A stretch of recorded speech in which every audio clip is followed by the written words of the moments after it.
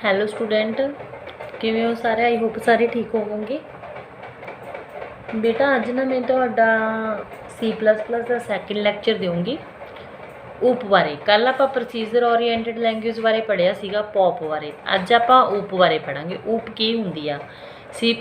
दी main language ऊप। ऊप दी full form आ object ओरीएंटेड programming language,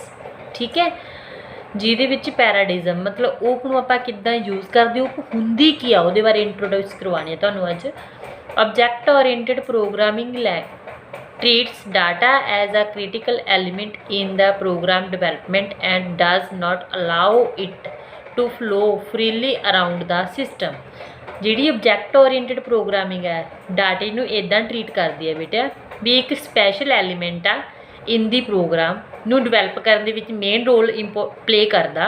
ਤੇ ਵੀ ਜਿਹਦੇ ਵਿੱਚ ਇਹ ਚੀਜ਼ ਨਹੀਂ ਆਪਾਂ ਕਹਿ ਸਕਦੇ ਆਪਾਂ ਇਹਨੂੰ ਫ੍ਰੀਲੀ ਛੱਡ ਦਾਂਗੇ ਵੀ ਇਹ ਇੱਦਾਂ ਹੀ ਇੱਧਰ ਉੱਧਰ ਘੁੰਮਦਾ ਫਿਰੇ, ਵੀ ਇੱਦਾਂ ਹੀ ਇੱਧਰ ਉੱਧਰ ਆਪਾਂ ਇਹਦੀ ਵਰਤੋਂ ਕਰਦੇ ਰਹੀਏ। ਦੈਟ ਇਜ਼ ਕਾਲਡ ਗਲਤ ਆ। ਆਬਜੈਕਟ ਓਰੀਐਂਟਡ ਵਿੱਚ ਡਾਟਾ ਉਹਨੂੰ ਇੱਕ ਡਾਟੇ ਨੂੰ ਇੱਕ ਸਪੈਸ਼ਲ ਵੇ ਨਾਲ ਟਰੀਟ ਕੀਤਾ ਜਾਂਦਾ, ਠੀਕ ਹੈ। Unlike POP procedure oriented programming ਉਹਨੂੰ ਪਸੰਦ ਨਹੀਂ ਕਰਦੀ। ਉਹ object oriented programming the program is made up of number of entity, मतलब बहुत ज़्यादा चीज़ों तो मिल के बनता जिन्होंने आप ऑब्जेक्ट बोलते हैं, एंटिटी नूं ऑब्जेक्ट बोलिया गया। Which interact with each other to achieve the desire outcome, भी वो एक दूजे नाल जुड़े होंदे ने ते आपदी स्पैशल आउटकम जिस तरह के उन्होंने आउटपुट चाहिए उदां वो पहुँचते हैं। जिवें बेटा तुहाडे कोल नीचे एक टेबल बनया होया ना, इन्होंने कहा ना भी इंटरैक्ट विद ईच अदर। उपर मैं तुहानूं समझा के हटिया हुणी। ऑब्जेक्ट ए दे विच की वैल्यू स्टोर आ डाटा ते फंक्शन, जिहड़ा डाटा उन्हें की काम करना, किहड़े फंक्शन परफॉर्म करने आ। ऑब्जेक्ट विच की कंटेन आ डाटा ते फंक्शन ने, उन्हें डाटे ने वो डाटे ने सैकंड दे ने ते पहले उन्हें फंक्शन की परफॉर्म काम की करना। इस तरह सी है ये देखो बेटा आपस में एक दूजे नाल की है अटैच ने, इंटरैक्ट ने, भी आपस में जुड़े हुए ने, कम्यूनीकेट कर रहे हैं। तो दैट इज़ कॉल्ड की हुंदा गा भी वो ऑब्जैक्ट ने वो एंटिटी का नंबर ऑफ ऑब्जैक्ट हो गए जेडे एक दूजे नाल मिल के वर्क आ जिहड़ा करते हैं तो उदां दी आपां नूं आउटपुट इहदे तो मिलती है। OOP model that real world problem very well, the concept of object help in trapping the human thought in the programming, भी ये कॉन्सैप्ट है जिहड़े ऑब्जैक्ट दे विच सहायता करते हैं भी ह्यूमन दे थॉट जो भी मतलब ह्यूमन ने भरिया प्रोग्रामिंग दे विच ओहदी ट्रैप करने दे विच सहायता करते हैं। Object oriented programming provide a clear modular structure, मतलब ये वधिया मॉडुलर स्ट्रक्चर दिंदी है for program which make it good for defining the abstract data type. ADT की फुल फॉर्म होगी पुत एब्स्ट्रैक्ट डाटा टाइप, वधिया तरह की डाटा टाइप नूं की करते हैं एक्सप्लेन करते हैं, ठीक है जी। It attached data more closely to the function, ये डाटा एक दूजे नाल फंक्शनस दे नाल बहुत ज़्यादा क्लोज होंदा that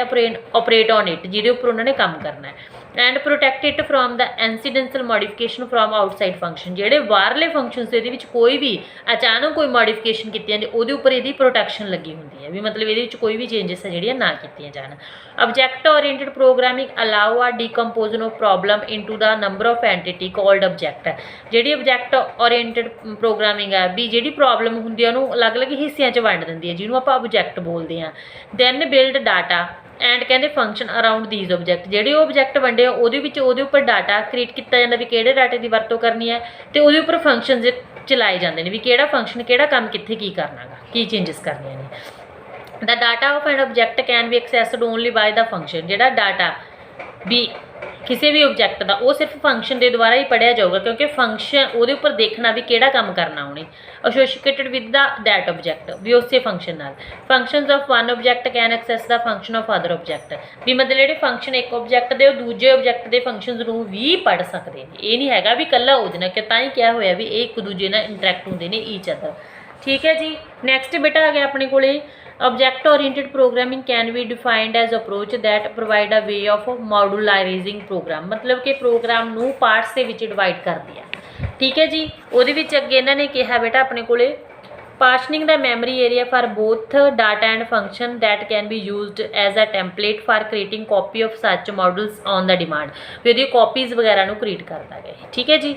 object is consider to be ਜਿਹੜਾ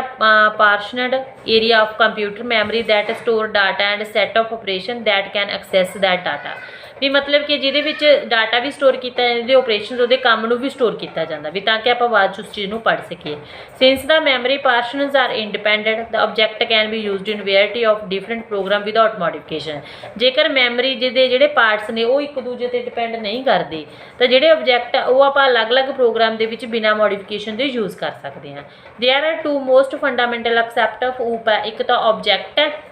तो दूसरी हैगी है तुहाडे कोले बेटा class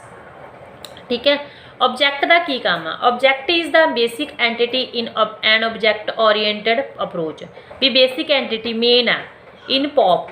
we decompose a large and complex problem into procedure and function जिमें प्रोसीजर ओरिएंटेड प्रोग्रामिंग दे विच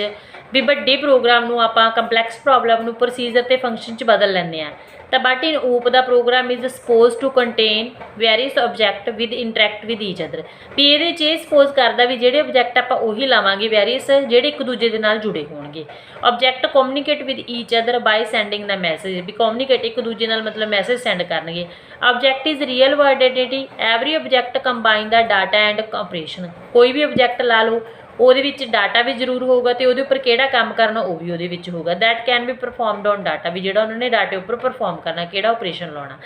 ਐਵਰੀ ਆਬਜੈਕਟ ਹੈਜ਼ ਪਹਿਲਾਂ ਤਾਂ ਨੇਮ ਉਹਦੀ identity it is uniquely identify the object ਦਾ ਕੀ ਨੇਮ ਹੈ ਠੀਕ ਹੈ ਐਟਰੀਬਿਊਟ ਵੀ ਸਟੇਟ ਵੀ ਉਹਨੇ ਕੀ ਕੰਮ ਕਰਨਾ ਥਰਡ ਮੈਥਡ ਕਿਹੜੇ ਬਿਹੇਵ ਦੇ ਨਾਲ ਕਰਨਾ The state of an object is represented by the value held by its attributes and particular instance of time. For example, जिमें attribute of अथर ला लो अथर ਦੇ ਵਿੱਚ मतलब की है एट्रीब्यूट ਉਹਦੇ ਕੀ ਹੋ ਜਾਣਗੇ अथर की हो गया एक नेम हो गया आइडेंटिटी होगी ਜਿਹਦੇ ਵਿੱਚ अथर ਦਾ नेम ਉਹਦੀ एज ਉਹਦਾ weight ਇਹ ਸਾਰੇ ਕੀ ਹੋ ਗਏ ਉਹਦੇ एट्रीब्यूट्स हो गए ਉਹਦੇ फंक्शन हो गए method behavior the behavior of object is how it react to the message sent to by the other object ਵੀ ਉਹ ਦੂਜਿਆਂ ਦੇ ਨਾਲ ਕਿਵੇਂ ਵਰਕਿੰਗ ਕਰਦਾ ਇੰਟਰੈਕਟ ਈਚ ਮਤਲਬ ਕਮਿਊਨੀਕੇਟ ਕਿਵੇਂ ਹੁੰਦਾ ਜੁੜਦਾ ਕਿਵੇਂ ਆ ਵੀ ਉੱਥੋਂ ਉਹਦੇ ਬਿਹੇਵ ਦਾ ਪਤਾ ਲੱਗ ਜਾਂਦਾ for example some method of ਦਾ Song ਦੀ ਗੱਲ ਕਰਦੇ ਆਪਾਂ Song ਆਬਜੈਕਟ Song ਇੱਕ ਆਬਜੈਕਟ ਆ ਤਾਂ Song ਦਾ ਕੀ ਹੈ ਸੈਟ ਉਹਦਾ ਟਾਈਟਲ ਕੀ ਹੋਊਗਾ ਤੇ ਉਹ प्ले किमें होया भी ये दो ही ये मतलब कि Song के आप दो ही ऑब्जेक्ट अगे क्लास ये क्रिएट करते हैं भी दो फंक्शन परफॉर्म करता एक टाइटल वह एट्रीब्यूट की है गया एक प्ले की करता ठीक है जी एक्सैक्ट्रा जिमें अगे अगे क्लासेस की गल करते हैं आप ठीक है जी classes is collection of object having same attribute and behaviour classes की है कलैक्शन ऑब्जेक्ट की होंगी है बेटा उन्होंने सेम एट्रीब्यूट उन्होंने काम भी सेम होंगे ने उन्होंने बिहेव भी सेम होंगे it act as a blue print for creating object of same kind इको टाइप के ऑब्जेक्ट को क्रिएट करने लिए यूज़ किया जाता है it's a type of a specification which describe the data and operation that are common to all object of that particular class भी उन्होंने टाइप को भी एक्सप्लेन करती है भी स्पैसीफाई करवाती है in simple words class is consider as user defined data type class की है यूजर वालों डिफाइन की जाती है and the object is treated as variable of class जोड़े ऑब्जेक्ट वो अगे वेरीएबल बन जाते हैं ठीक है जी क्लास से some characteristics of object oriented programming दी करैक्टर स्केचेस की गल की इन्होंने in OOP emphasis is data rather than procedure और ऊप का जोड़ा ज़्यादा प्रभाव डाटे से होंगे ना कि वो प्रोसीजर उन्हें मैथड या एल्गोरिथम किहड़ा यूज़ करना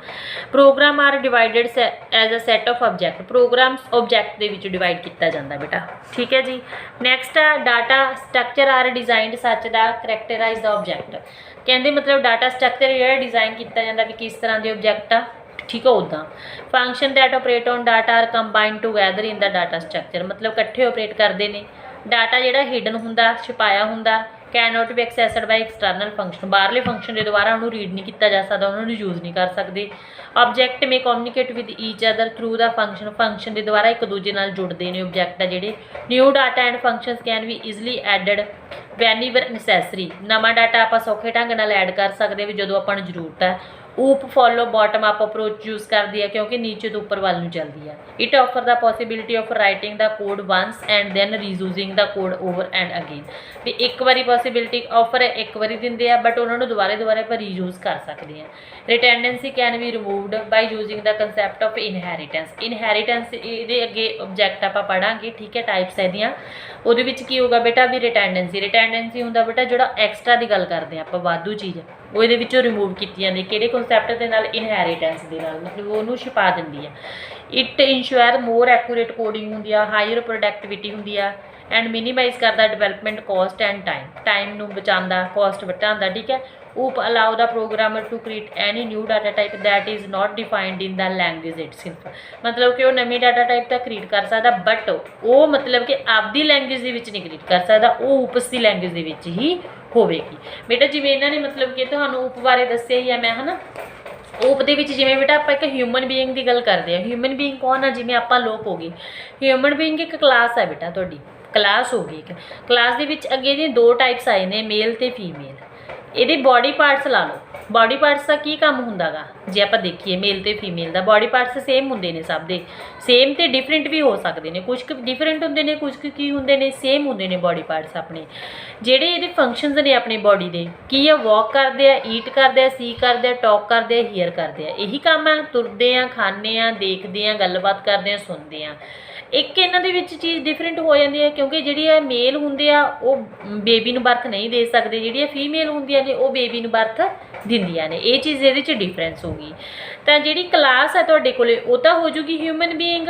ਠੀਕ ਹੈ ਜੀ। ਜਿਹੜਾ ਕਨਸੈਪਟ ਜਿਵੇਂ ਇਹਦੇ ਵਿੱਚ ਮੇਲ ਐਂਡ ਫੀਮੇਲ, ਅੱਗੇ ਉਹਦੇ ਟਾਈਪਸ ਹੋ ਗਏ, ਉਹਦੇ ਵਿੱਚ ਕਨਸੈਪਟ ਕਿਹੜੇ, ਡਾਟਾ ਕਿਹੜਾ ਯੂਜ਼ ਕੀਤਾ ਜਾ ਰਿਹਾ ਹੈਗਾ। ਜਿਵੇਂ ਆਪਾਂ ਗੱਲ ਕਰ ਦਈਏ ਆਬਜੈਕਟ ਕੀ ਆ, ਤਾਂ ਜਿਵੇਂ ਆਪਾਂ ਲਾ ਲਈਏ ਮਾਈ ਨੇਮ ਇਜ਼,